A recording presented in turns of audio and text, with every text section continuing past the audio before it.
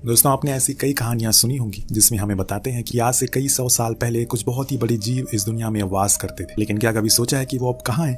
क्या अभी भी वो जिंदा है? आइए जानते हैं। 1944 दूसरा विश्व युद्ध खत्म होने वाला है, पर अभी भी कुछ जहाज हैं जो आसमान में उड़ रहे हैं, जिसमें से दो आकर गिरते हैं एक आइलैंड पर जो कि साउथ पैसिफिक ओशियन के एकदम बीच में है। दोनों ही पायलट एक दूसरे से हवा में दिखाई देता है। जो कुछ भी साइज में था वो बहुत ही ज्यादा बड़ा था और बूम, यहीं से सीन कट होता। और अब वो क्या था और इनके साथ क्या हुआ, हमें आगे व्हाइट हाउस के बाहर लोग प्रदर्शन कर रहे हैं, उसी में से हम दो आदमियों को देखते हैं जो कि एक मिनिस्टर से मिलने के लिए आए, क्योंकि उन्हें अपनी प्रोडक्शन के लिए फंडिंग चाहिए। इनके नाम होते हैं बिल और हॉस्टन। दोनों की बातें सुनने के बाद मिनिस्टर उन्हें मना कर देते हैं। असल में इन दोनों का मानना था कि इन्होंने एक ऐसा आइलैंड ढूंढा है जहां पर कुछ ऐसे जीव जंतु हैं और कुछ ऐसी चीजें हैं जिन्हें पाकर हम अपनी कंट्री की इकोनॉमी को और बूम कर सकते हैं, पर वो फिर भी मना कर देते हैं। लेकिन यहाँ बिल जानता है कि अगर वो ये कहेगा तो वो जरूर मानेंगे। वो कह ही देता है कि सर, कल मैंने न्यूज में पढ़ा है कि रशियन आर्मी को भी इस आइलैंड के बारे में खबर लग चुकी है और अगर हम जल्दी नहीं गए तो वो वहां पहुंच जाएंगे। फिर क्या था, बिल को तुरंत ही परमिशन मिल जाती है, जिसके बाद वो अपनी टीम बनाने लगता है जिसमें उसे कुछ होशियार और स्ट्रांग लोगों की जरूरत पड़ने वाली है, क्योंकि ये कोई बच्चों का खेल नहीं है।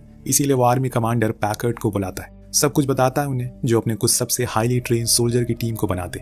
वहीं हॉस्टन जेम्स को कॉल करता है जो कि एक गाइड का काम करेगा, और मेसन जो कि एक फोटोग्राफर है, वो उनके लिए एविडेंस बनाएगी। अब सभी को ब्रीफिंग के लिए बुलाया जाता है और समझाया जाता है कि वो लोग सब साथ में आगे बढ़ेंगे, हर एक छोटी से छोटी चीज को बहुत ही बारीकी से चेक करेंगे।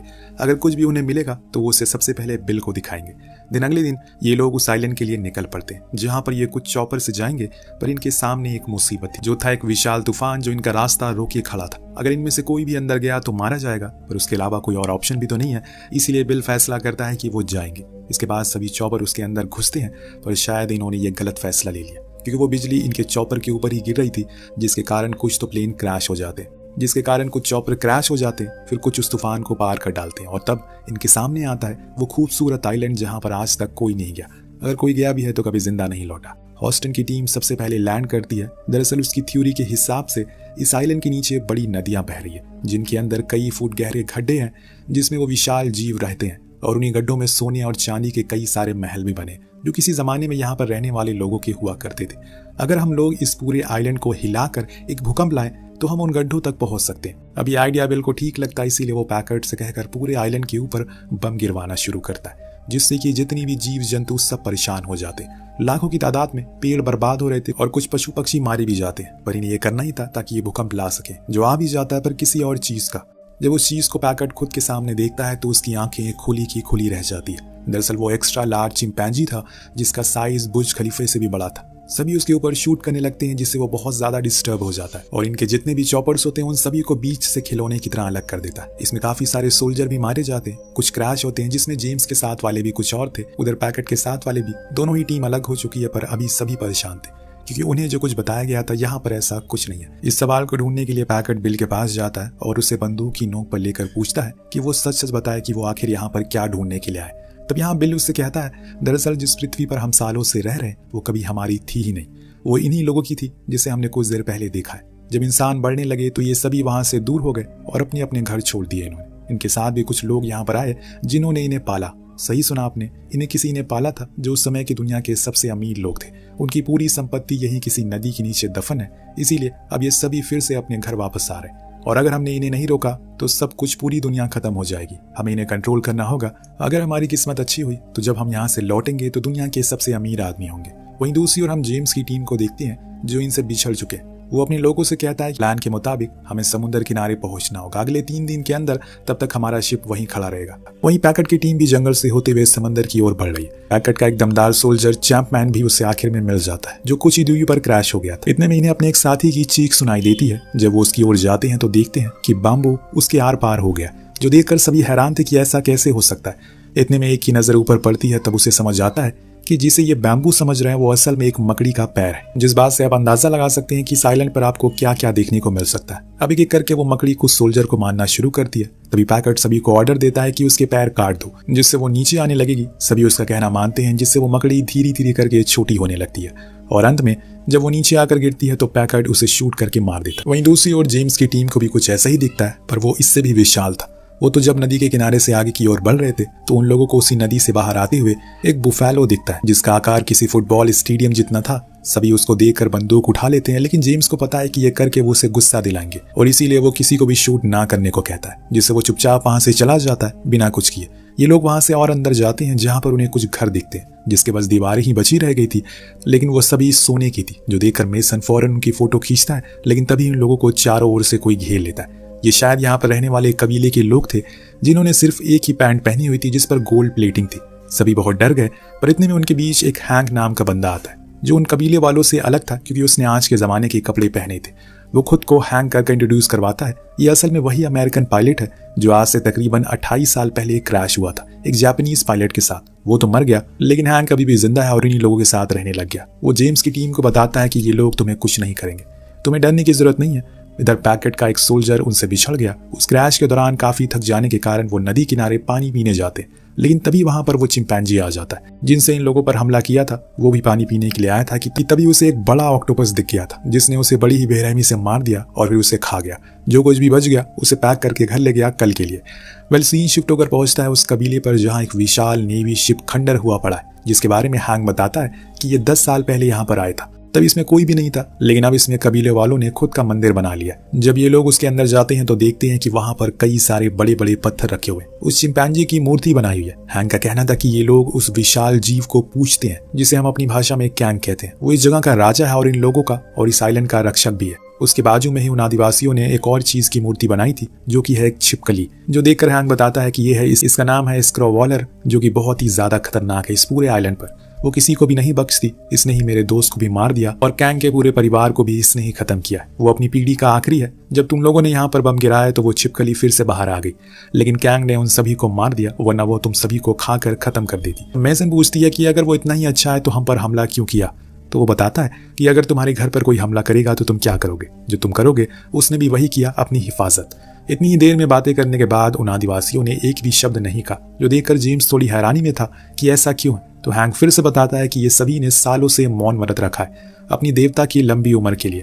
यहाँ हैंक इन लोगों से पूछता है कि आखिर वो कहाँ जा रहे हैं और यहाँ किसके लिए आए। तो वो बताता है कि हम लोग यहाँ पर इन्हीं जीवों पर रिसर्च करने आए और हमारे सारे संसाधन क्रैश हो गए या फिर टूट गए, इसीलिए अब हम इस आइलैंड की ओर जा रहे हैं जहाँ हमारा शिप है, पर हमारे पास सिर्फ 3 दिन है। तो हैंक कहता है कि 3 दिन में तो वहां पहुंच पाना मुश्किल है, पर हाँ मेरे पास एक बोट है, अगर तुम उसको ठीक कर दो तो हम वहां पहुंच सकते। लेकिन जब ये सभी उस बोट को देखते हैं तो वो कुछ ज्यादा ही खस्ता हालत में थी। उधर मेसन उन कबीले वालों की फोटोज को खींच रही थी।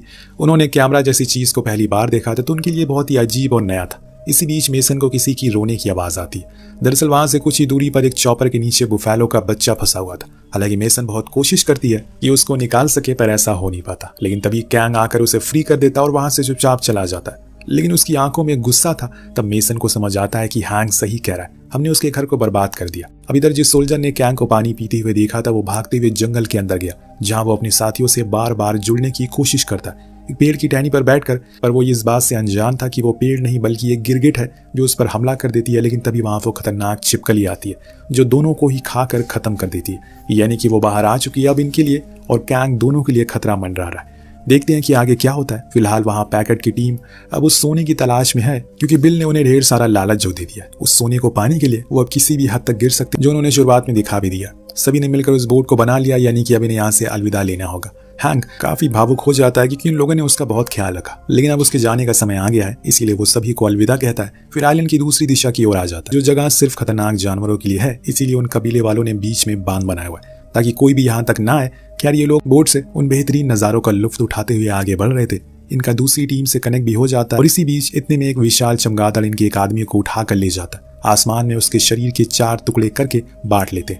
सभी ये मंजर देखकर हैरान थे, ज्यादा डर जाते। लेकिन अब इन्हें कुछ देर रुकना होगा क्योंकि इन्हें अब अपनी टीम से भी मिलना है, जो कि थोड़े अंदर जाने पर मिल जाती है। सभी बहुत खुश थे। साथ आकर ये डिसाइड करते हैं कि वो ईस्ट की ओर जाएंगे, लेकिन पैकेट को वेस्ट की ओर जाना था क्योंकि उसका एक साथी का चॉपर वहीं क्रैश हुआ। लेकिन हैंक उन्हें वहां जाने से मना करता है क्योंकि वो इलाका छिपकलियों का है। लेकिन पैकेट जेम्स से कहता है कि तुम्हारा काम हमें रास्ता दिखाना है, उन लोगों को ढूंढना है जो खो चुके हैं। इसीलिए जेम्स को उसकी बात माननी पड़ती है और वो सभी वेस्ट की ओर निकल जाते हैं, जहां पर उन्हें एक कंकालों की घाटी मिलती है, जिसके बारे में हैंक बताता है कि ये कैंग के परिवार का कब्रिस्तान है। इसे देखकर आप आइडिया लगा सकते हैं कि वो छिपकली कितनी खतरनाक है। इन्हें उसकी कब्रिस्तान में होकर गुजरना होता है, लेकिन इन लोगों को जरा भी अंदाजा नहीं है कि यहाँ पर क्या होने वाला है। कुछ ही देर के अंदर इनके ऊपर वो बड़ी वाली छिपकली हमला करती है, सभी को मारना शुरू करती है। वो मुसीबत कम थी कि वो चमगादड़ भी यहाँ आ चुके थे। अब सभी परेशान इधर उधर भागना शुरू करते हैं। मेसन जेम्स के साथ कवर लेकर छुप जाती है, तो वहीं पैकेट के लोग लगातार फायरिंग कर रहे थे। इतने में एक सोल्जर फायर फ्लेम से उस छिपकली की पूरी तरीके से जलाकर मार देता है, जिससे कि इनकी जान बच जाती है। लेकिन अब हैंक का कहना था कि उन्हें यहाँ से जल्दी बाहर जाना होगा, क्योंकि ये इलाका सही नहीं है। लेकिन पैकेट अपने साथियों की मौत का बदला लिए बिना यहाँ से नहीं जाएगा। उसका कहना था कि वो जब तक कैंग को मार नहीं लेता वो चैन की सांस नहीं लेगा। ये सुनकर हैंक हंसने लगता है और कहता है कि क्या तुम पागल हो गए हो? कैंग यहाँ का राजा है, तुम्हारी कोई औकात नहीं है उसके सामने। अगर तुमने कुछ भी किया तो ये कबीले वाले तुम्हें चुन चुन कर मार डालेंगे। उनके लिए वो एक देवता है। पर पैकेट नहीं मानने वाला था। तब जेम्स उसके साथी की लॉकेट दिखाता है और कहता है कि ये उस छिपकली के पेट से हमें मिली, मतलब छिपकली ने उसे मारा है, ना कि कॉन्ग ने। इसमें उसकी कोई गलती नहीं है। लेकिन पैकेट को किसी भी हाल में उस चॉपर तक पहुंचना है। पर अब जेम्स उसके ऑर्डर नहीं मानता कि तुम्हें अगर वहां जाना है तो जा सकते हो, लेकिन मैं अपने लोगों के साथ ईस्ट की ओर जा रहा हूँ जहां हमारा शिप है, तुम सीधा वहीं आ जाना। अब दोनों टीम अलग अलग हो जाती हैं और अपने अपने रास्ते की ओर निकल पड़ती है। कुछ समय के बाद उन्हें वो चॉपर मिलता है जिसके अंदर असला बारूद था। वहीं दूसरी ओर मेसन और उसके लोग अभी भी आगे बढ़ रहे हैं, लेकिन रात होने के कारण वो एक जगह पर रुककर थोड़ा आराम करते हैं। तो जेम्स मेसन को लेकर एक चट्टान पर जाता है ताकि वहां से देख सके कि अभी वो कितनी दूर है।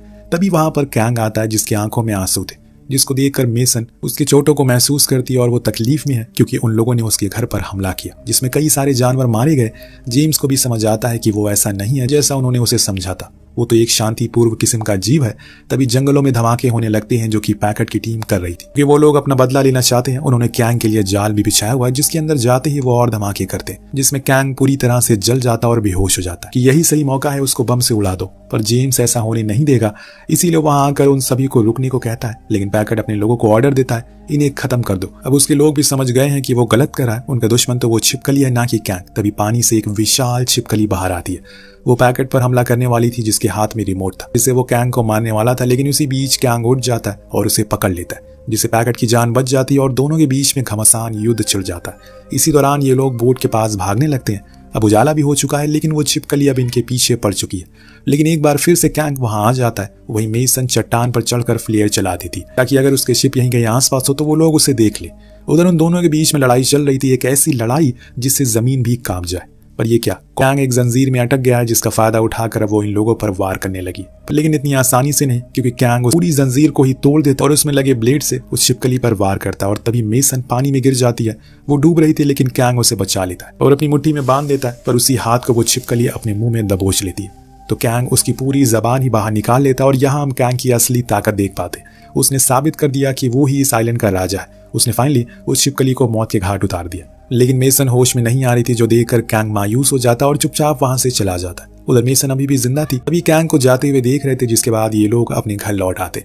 यहाँ में दिखाया जाता है कि हैंक जो पूरे 35 साल बाद अपने घर वापस लौट रहा है। सभी ने तो उसे मरा हुआ समझ लिया था, लेकिन आज उसे अपने सामने खड़ा हुआ देखकर सभी लोग बहुत खुश थे और गले से लगा लेते हैं। उधर जेम्स और मेसन को सीक्रेट सर्विस ने अपने कैबिन में बंद करके रखा कि वो उससे कुछ और बताना चाहते हैं। दरअसल होस्टन जिस ऑर्गेनाइजेशन के लिए काम करता है वो ऐसे ही कुछ जीवों को या फिर किसी अनमोल चीजों को ढूंढती है। जब वो एक आइलैंड पर गए तो उन्हें वहां पर पता लगा कि कैंग ही अकेला नहीं है, बल्कि ऐसे और कई जीव है जो इंसान की सोच से कई गुना बड़े हैं और अभी वो जिंदा भी है। इसीलिए हमें किसी भी तरह करके उन्हें रोकना है।